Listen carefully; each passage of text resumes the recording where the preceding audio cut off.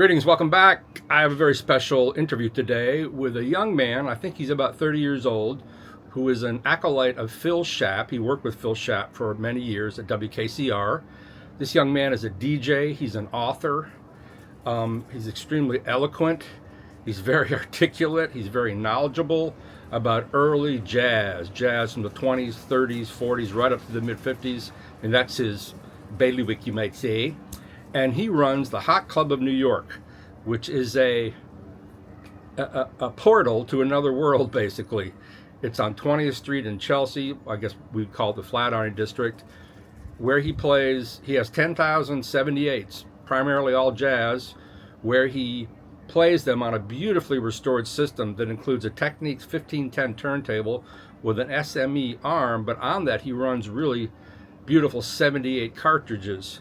He has a 1950 McIntosh preamp with all the EQ curves for 78s, which is pre-RIAA, into a mono or a single RCA 6V6 based tube amp, into a large, I mean this is a really large speaker, the RCA LC1. And the Hot Club of New York happens or occurs on Monday evenings from 7:30 to 10:30. And the place is packed. It only has 30 seats, and there's $5 beers and wonderful red beans and rice from a Louisiana chef. And the age range is very telling. It's from about 30 to 80. So it's all these people time traveling. When you hear 78s played in a really good system, not shitty transfers to CD, which is what 99% of them are. When you hear them played on a good system, they have a kind of presence and power and just bam, like a bomb going off that I've never heard from any medium. There's noise in the background, yada, yada, yada, but it connects so quickly. It's really remarkable. And through this video, you'll get little snippets of the music I recorded, which the longer video is already on my page. Anyway, I hope you enjoy this interview with Matthew Rivera. Greetings, everyone. I am here with Matthew Rivera at the Hot Club of New York in Chelsea, New York City. How you doing, Matthew? Great. And we are at this sanctuary of 78s. Matthew has around 10,078s in this space, which I realized yesterday, it kind of has the feel of a speakeasy. Because it's sort of a hidden location, and it's when you walk in here, you have these wild red walls. You really feel like you're going to something different, and you really are. Matthew plays 78s on a beautiful vintage system, which I'll go into a little more detail later.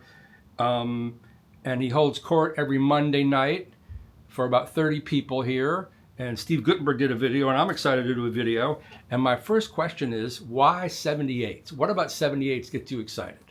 First is the music, before even the format. I got into this music when I was in my teens, and, you know, for me, the first artist was Thelonious Monk, and the album on Prestige that he did with Sonny Rollins. I had it still have the 12-inch OJC of that, and then I just got deeper into jazz. The Big Bang actually was Duke Ellington for me. It was hearing his soundtrack of Anatomy of a Murder and going to see that. I'm from Louisville, Kentucky originally, so there's a great old movie theater there called the Palace Theater. It's a beautiful restored theater. They play old movies, and they played Anatomy of a Murder, and that opening scene, the opening title cards with the Saul Bass design and this explosive Duke Ellington soundtrack in this big old movie palace that just was banging at you. And that was like I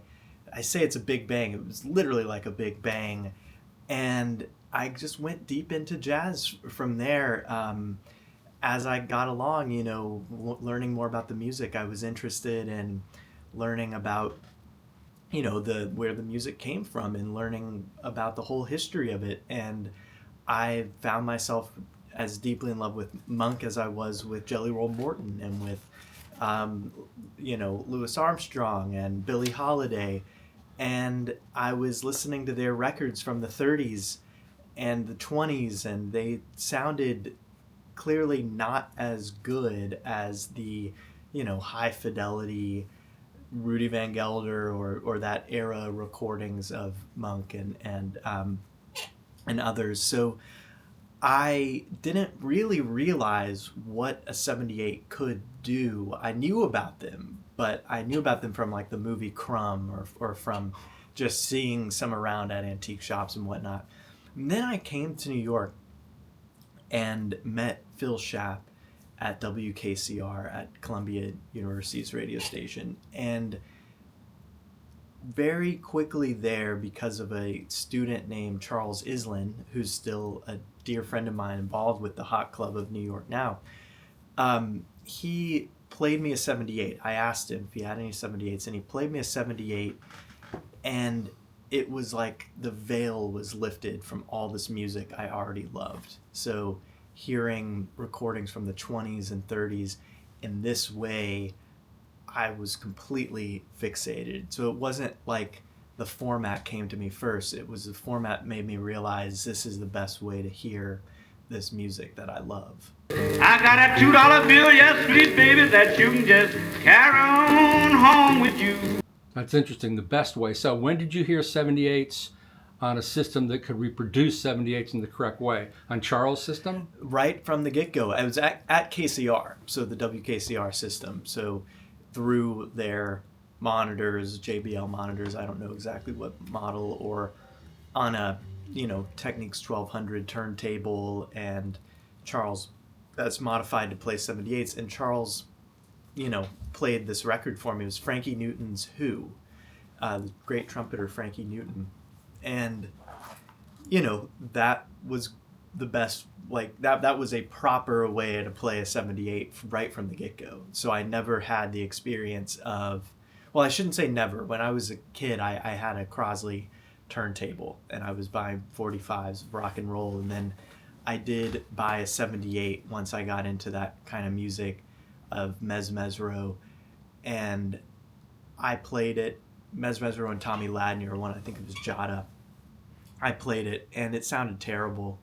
I didn't realize at that time I didn't have the right stylus for it, so when you play a 78 with a micro groove stylus, 78's standard groove record, the stylus is just wiggling around inside there and really, getting the information from the bottom of the groove, which is where there's just a bunch of dirt, and it doesn't sound good at all. So my impression from doing that, which I think other people have experienced probably, is 78s sound terrible, or I don't have the capacity to play them.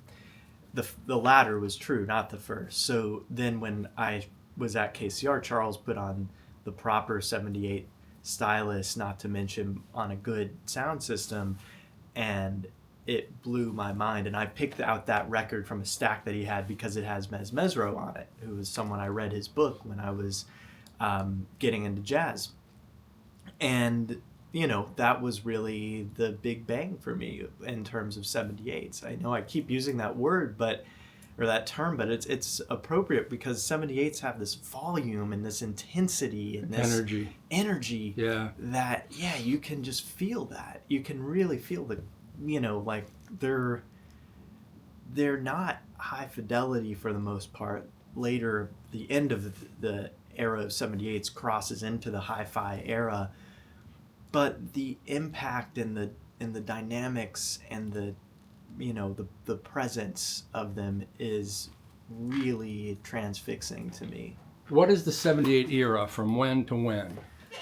About the turn of the century to around the mid to late 1950s, though there were examples up into the 60s. Wow. And before that is cylinders? Before that, cylinders, the real innovation of the 78, the flat disc, invented by Emil Berliner, was that you could make more copies quickly of a recording. A cylinder was harder to copy, so a flat disc record, you could stamp those things out basically, make an infinite number of copies in theory, and that was the beginning of 78s and became the major format of listening to music for the first half century of the 20th century.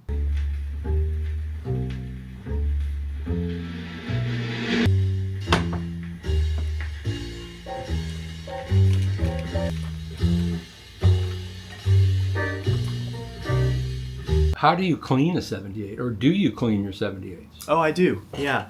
I mean, there are a lot of different methods. When I got started cleaning 78s or collecting 78s, I cleaned them the method that Joe Bussard and a lot of other of the old-time 78 collectors used, where they would, put a little bit of dish soap, little ivory dish soap on a like an old shoe brush kind of thing, and just put it under some water and clean out around the grooves and then rinse off the record. And that works really well. And then I got one of those spin clean things I used for a while, and that works pretty well. And then I finally upgraded to ultrasonic. And the ultrasonic works fine with 78s. Yeah, I've got one of them. Works fine with 78s.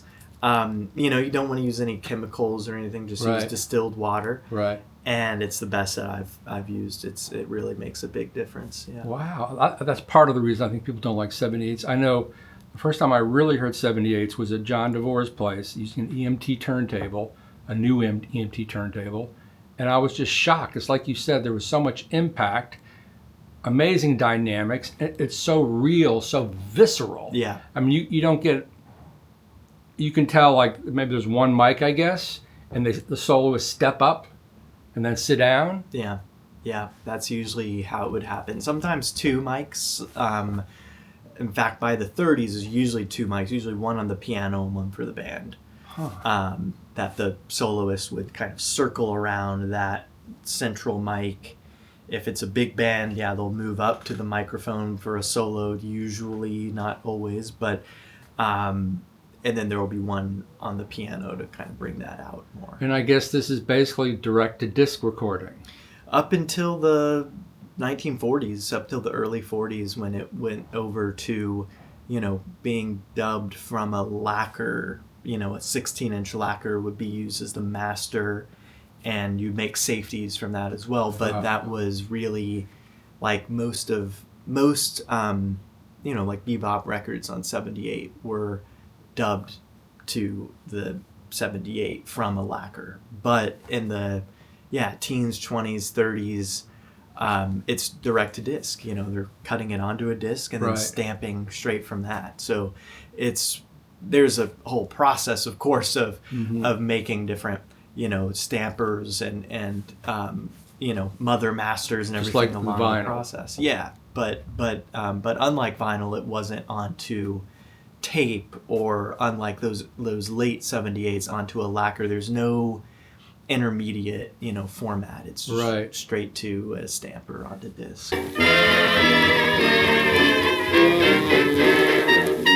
Do you notice any difference in sound quality between the ones that are direct to disc compared to the ones that came off a lacquer? Oh, sure. Really? What's the typical difference? I mean, the clarity, I would say, is a big part of it. Like the records that OK and Columbia, which owned OK in the late 20s, made, or Victor, those 20s era, especially electric recordings that are direct to disc, just sound so clear and powerful. And then in the 40s, it depends on the label. Like Victor Records is always the best, but Savoy Records, like a budget label that was an independent label, and recording Charlie Parker and Dexter Gordon and J.J. Johnson and all kinds of Fats Navarro, all kinds of classic bebop records from the 40s. They were super cheap and did not have the best dubbing quality. So even though the original recordings are actually pretty good sounding, the 78s of those don't always sound that great. What are the labels? What are the overriding labels for most 78s? I mean, there's a lot, but in different eras, 78 collectors are most prone to dividing their collections, their tastes, the whole mass of records into pre-war and post-war. And whatever you may think of that, it does have some help in terms of rationalizing all this stuff. And pre-war, I think the bigger difference is pre and post Great Depression. But the big labels in the era before the Depression were Victor, Columbia, OK Records, which ended up being owned by Columbia in 1927. You had other labels like Jeanette Records based out of Richmond, Indiana. You had Paramount Records. You had all of the different budget labels that fell under Paramount, like Puritan and there were others, Challenge. And then you also had other like dime store labels like Grey Gold, which included Van Dyke and Radiex, others. And then you have like the big labels would be Victor, Columbia. Then you have like the next tier of labels, which would be Jeanette and those Paramount labels like that. And then you have just the dime store labels underneath that. Those are and then of course Brunswick is like the third of the three big ones. Brunswick, Victor, Columbia in the 20s. Were they all based in the Northeast? Yeah. Really? They were all New York City based operations. They would go out to different towns to record. Jeanette Records was from Richmond, Indiana. Paramount was Grafton, Wisconsin. The Grey Gold and all those, that was Boston. But the big three were in New York City and had their operations. Yeah, I guess the California scene hasn't started yet. What is shellac made out of? What is it? Is it just another petroleum product? Well, actually, before I answer that, I should say RCA was in Camden, New Jersey. So, right. But in the area, in the Northeast. Right. But yeah, shellac is actually made of beetle secretion. Yeah.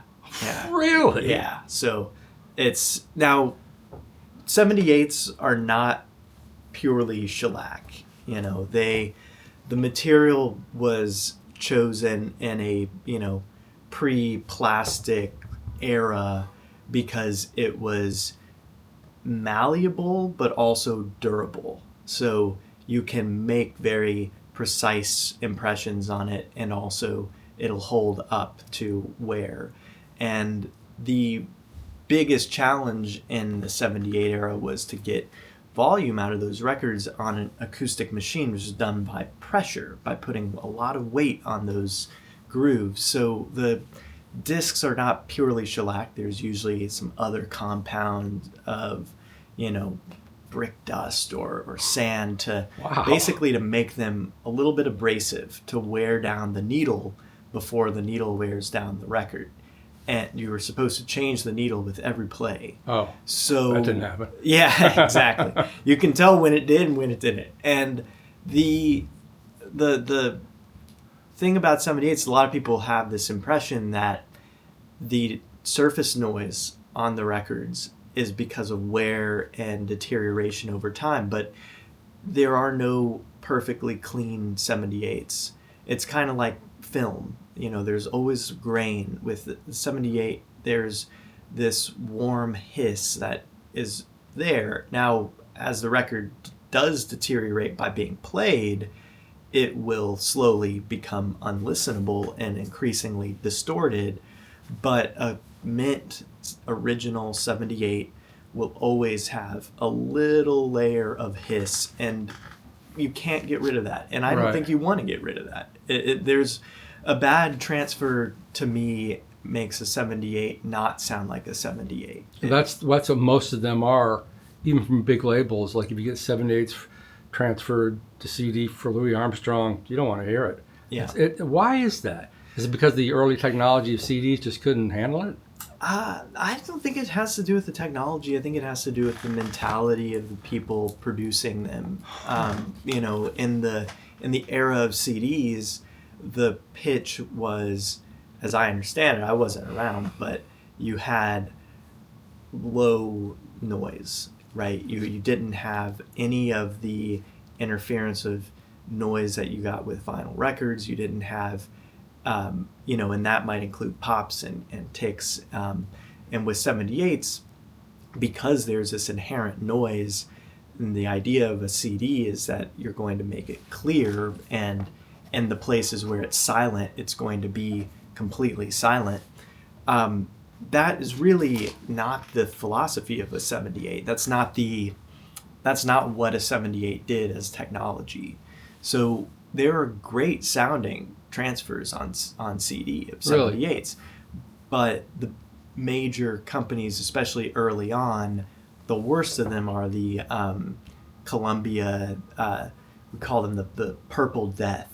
And they're those like with the blue, dark blue, almost CDs? Purple. Yeah, they're CDs. They have that like, and they're on LP. There's some vinyl too, but they have that like blue border around them, and they were all kinds of stuff. They put out all kinds of, you know, Armstrong, Ellington, right. and later stuff too on those. Right. And the transfers are terrible, just terrible. The early CDs are terrible. We had the vinyl resurgence, and part of which I think, and I'm curious to hear what you think, I think people who grew up with horrible Spotify or streaming, they hear a record and they have something to touch, and that physical medium draws them in. It's both the physical sound and the thing to touch. Mm-hmm. Is that affecting the, and you see it in cassettes, which I really don't understand, is some of that part of a resurgence of popularity in 78s and why people like them? I'm sure it is. I mean, most of the people who come here are not collectors, and right. They don't want to be collectors. I think they're kind of scared by the idea of owning 78s. And we're in New York City. I mean, owning anything and keeping it in your apartment is a big commitment because space is really at a premium here. Right. So we offer the service of basically let us do the collecting, let us do the storing, and you can still come here and listen to the records. It's like you don't need to have a 35 millimeter projector and print collection in your apartment to be able to experience that. You go to Film Forum and you watch, you know, classic movies or anthology film archives or wherever you want to go. Right. And I've always felt like that should exist with 78s as well. I think what the appeal, I can't necessarily speak to the widespread appeal of collectors, but I know the appeal here is just the enthusiasm about it and the experience that you can't have anywhere else, that it's a very special thing to be able to, you know, hear these records in this way. And it's what comes across as just very real passion, and you know, it's like, it's fun, it is exciting to be in a space with these very precious non-renewable resources. You know, that's the thing about like even what you're talking about. You know, they have the tapes, they're making new, you know, reissues of Blue Note records, and I've got some Tone Poets and enjoy listening to them, but they're not making more, you know, 63rd Street Blue Note pressings or Lexington Avenue Blue Note pressings, or, you know, those early mono, just, you know, DG mono like pressings that sound incredible. And there's a parallel to 78s too, where the original has an impact, and it's you know, it's a non-renewable resource.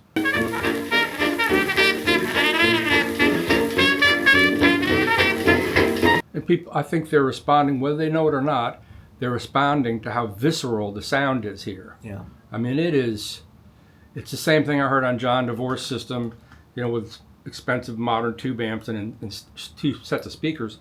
The scale and the speed, the scale of a Duke Ellington was just like, oh my God, I couldn't believe it. It was like, you know, listening to Wagner or something coming down from the sky.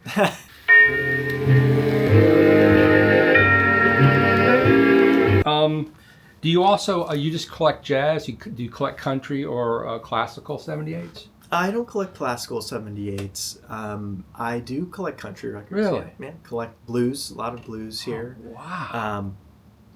Jazz is to me the sort of the sun, and all these other musics kind of are rays that come off of it and also into it, and I really like old time country from the 20s, Burnett and Rutherford and the Carter family and all kinds of good stuff like that. And great blues. I've got a lot of good blues records, Cannon's Jug Stompers, Bo Carter, all that kind of music, which is phenomenal.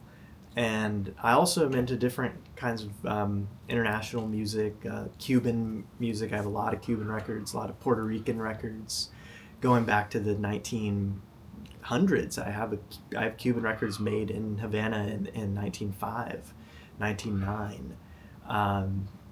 African records. I have a lot of early high life records from Ghana from 1928, and have even Hawaiian records I'm into. I have a lot of Beguine records, Martinique and Beguine, done in Paris in the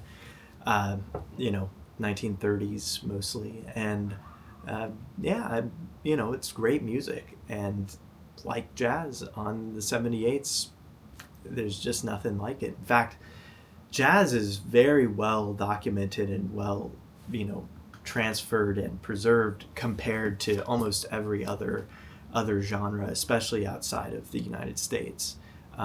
When you're getting into the territory of Cuban music and getting into all these other areas, there's still so many gems that haven't been transferred, or we might not even have a copy of it that survives in a collector's possession. So that's where it gets exciting to me, actually, is where you might be digging into just uncharted waters. This is all uncharted waters to me and most people. It's crazy.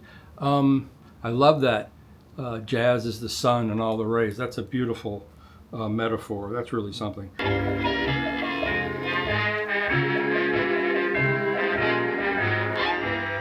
So you're a trumpet player? Clarinet Player. and piano, yeah. And piano, that's why you like Mesro. Yeah.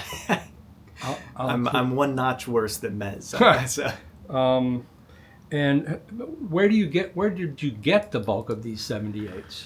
Well, initially I was buying them on eBay, and I bought a handful of records. I remember when Charles played me that record by Frankie Newton, I was so blown away with 78s, and I'd been collecting vinyl. I'd been collecting records since I was in the third grade, buying 45s and, Little Richard, Chuck Berry, Fats Domino, Jerry Lee Lewis. But then, I heard that 78. I went home. I bought Henry Red Allen 78 on eBay, and I didn't even have a way to play it, but I was just so enamored with this. And I played it at KCR. That's where I could play it.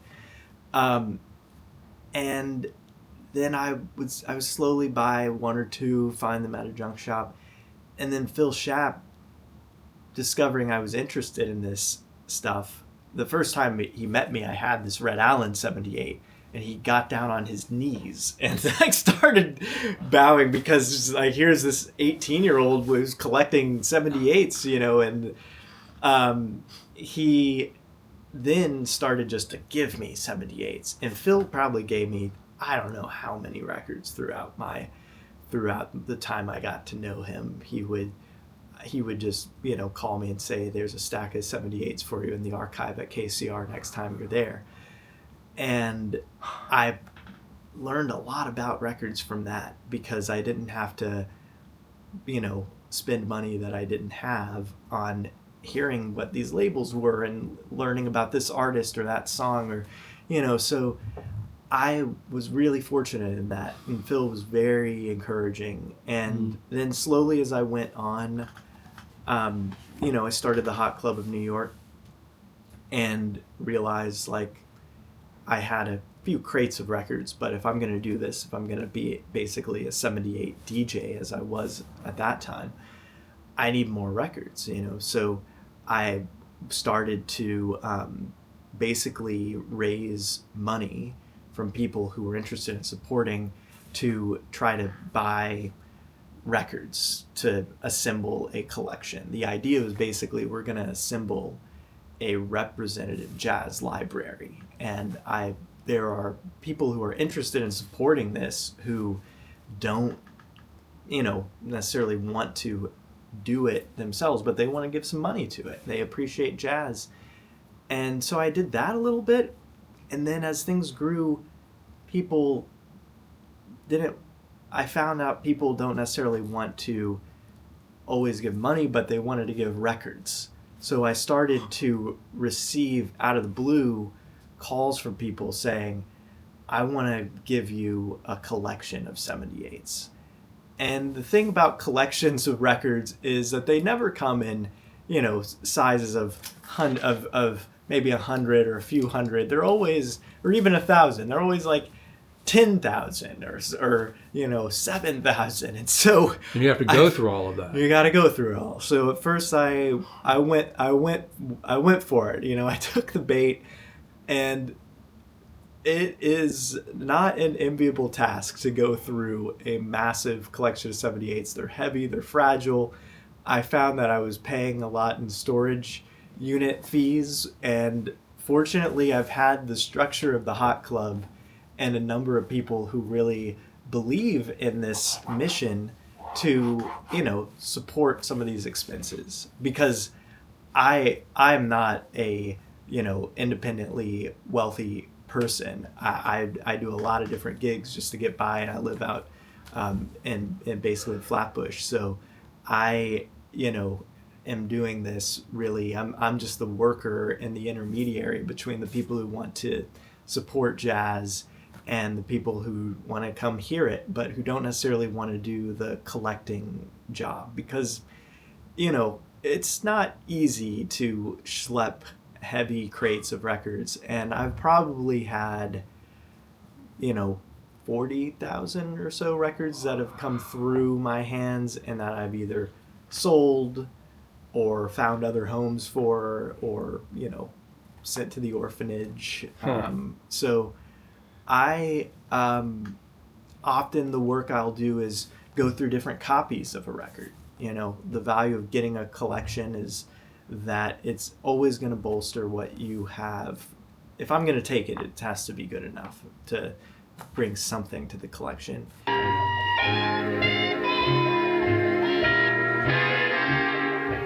Whether that's a rare record that we couldn't have otherwise, as in the case of a collection we received from France a few years ago, which was an astounding collection of very rare 78s that were basically in unplayed condition, including a complete run of the Armstrong Hot Fives, all the Bix Beiderbecke OKs, Jabbo Smith Brunswicks, not to mention Bud Powell Blue Notes, Monk Blue Notes, and everything in between.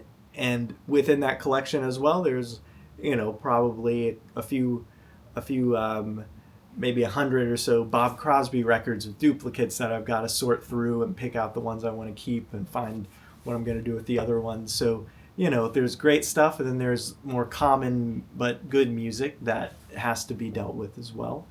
And I think that's why people are, you know, finding this a good home for their collections, because we're not a store. We have a small shop up front where we'll sell duplicates, but I'm not a dealer. You know, I'm not making money by selling records on this. And is this a nonprofit? It is, yeah. We are a nonprofit, so people can donate. And I'm, you know, just doing it for the love of the sound, the music. Usually the other thing is, other than adding rare things, it'll be the condition. Sometimes you'll get a better condition copy of a record than you have.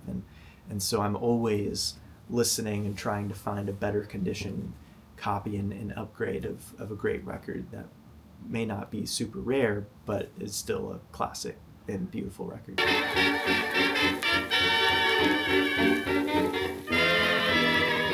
Are the great majority of, well, I guess you have to sift through all these records, but I imagine, like today, the average audiophile has some idea of what kind of cartridge he should have. Or the price ranges, moving magnet, moving coil, different, some brands are well made, some not so. Was that true in the 78 era? Were there audiophiles of 78 who bought only these sort of needles? Well, no, I don't think so in the 78 era. It was more Though just popular right across the board. The 78 era spans a long period of time. By the end, that may have been more common, where Right. in the 50s, because 78 bleeds into the hi-fi era. So in the end, when you have all these great cartridges that are around, the GEs and the Decas and the Fairchilds, and there was definitely a scale of audio quality, but early on there aren't even cartridges, there are machines, and there are wind up phonographs that you're just changing the needle on, and I have Changing the needle every time? every time, yeah, steel needle, yeah, Why do they change it every time?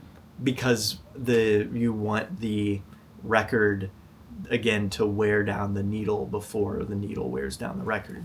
So the groove shape of the record is actually a little different on each record, and the needle is going to basically mold itself to the shape of that record. And after it does that, when you play it again, what you're putting back into the record is the steel deposit from the needle itself. So you often see old worn out 78s that look kind of silver or gray. That's literally steel from the needle being pressed back into the record.